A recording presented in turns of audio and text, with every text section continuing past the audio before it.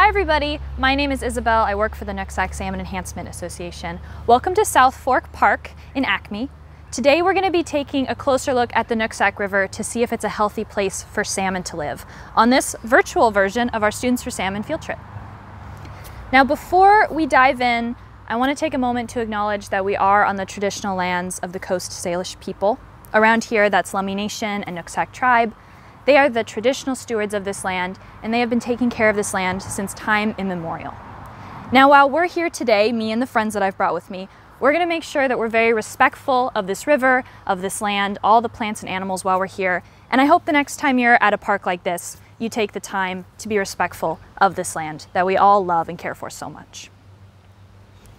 Over the course of this virtual field trip, you're going to watch a series of videos. One is going to be on water quality, one's going to be on macroinvertebrates, and the last is going to be on native plants.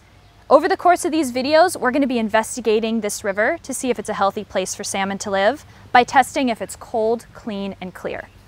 Now, before we can dive into our investigation, we need to make some observations of this habitat. Now, the reason we're doing this is because we want to make a hypothesis. We want to make a prediction or an educated guess if we think this is excellent habitat, fair habitat, or poor habitat for our salmon. Now to do this, we're gonna make some observations using this handy checklist, and we're gonna mark off these positive things and negative things we see here along the NSEA River today. So let's go through them one at a time. The first thing it's asking us is if we see any large woody debris. And if I just look around, I can see there's some big logs sticking out of the river on the other side. Large woody debris is really important for our Pacific salmon. It provides areas where the salmon can hide from predators, areas where they can take refuge from the heat of the day. So seeing it means that this habitat is good for our salmon. So that's one positive, so let's check it off. The next one is gravel on the bottom of the stream. Now if you just look at our feet, you can see we're in a pretty rocky area, and that's a positive for our salmon. Salmon need different types of gravel so that they can lay their eggs. If this area was pure mud or pure sand, that wouldn't be very good habitat for their nests. So let's check that off as another positive for our salmon. The next one is garbage. And I haven't seen any garbage while I've been here today. We're gonna keep an eye out. But right now it seems like there isn't any, so that's also a good sign. The next thing is plants. Are there lots of plants along the edges of our river? And if you look around, it seems like there's plenty of plants here. Lots of different species that are hanging over the edge. Those are helping keep our river cold, clean, and clear by providing shade, by providing filtration, and providing bank stabilization, so there's not a lot of dirt getting churned up in the water. So the fact that we have plants here is a really good sign. The next thing is foam. Now when you're looking at a river, you want to see if there's any foam, something that looks like soap bubbles, because that would be a really bad sign. That foam is actually caused by extra fertilizer in the water or extra chemicals, and it can be a sign that the river's polluted. But I don't see any bubbles. I don't see any big foam, so I think we're all right. The next thing is shade. Now that goes hand in hand with our trees quite a bit and our other plants.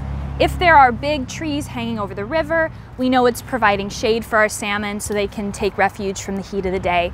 And looking around, we do have some trees that overhang the river. So I'm gonna say we have some shade along the NSEA in this place. The next is roads. Now if you just turn behind me, we're actually right next to the big bridge that leads into Acme. So there's definitely roads right along this park and along the NSEA River. I know a lot of us come to this park to go swimming in the spring and summer, so we need to check off our roads. There's also lots of buildings, we need to check those off, cars. There's a lot of human activity in this area, so let's check all three of those off. How about animals?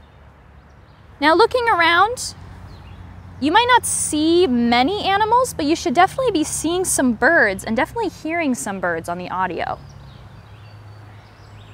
There's lots of bird calls here today. So I'm going to check off animals as a good sign. If other animals are living here, that means that this place gives a good indicator that it's probably a healthy habitat if other animals are living here too. The next thing is moving water.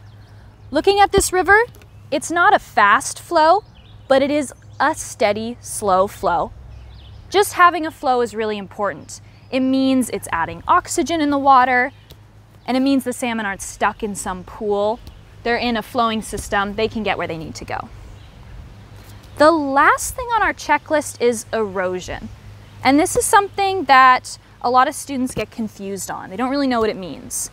Erosion, it looks like a landslide. It looks like a place where the water is sloughing on the sides of the banks, and it can create these undercuts. It makes the water really churned up and dirty and hard to see through. And looking around here, I don't see much. The bank we're on here is a really steady bank. There's no erosion here. It looks like there might be a little on the other side because it looks like a pretty sharp bank, but it's hard to tell. But let's take that into consideration. I'm going to check it off saying there might be a little bit of erosion here in this park today. All right, we've finished our checklist. Now, we've finished making our observations, and now it's time to make our hypothesis. Make a guess, make your prediction. Do you think the Nooksack River is a healthy place for salmon to live? Do you think it's going to be excellent? Do you think it's going to be fair habitat, just so-so? Or do you think it's not good? Do you think it's poor habitat for salmon? Take a moment to write down what your prediction is, and then we can move forward with the rest of the field trip.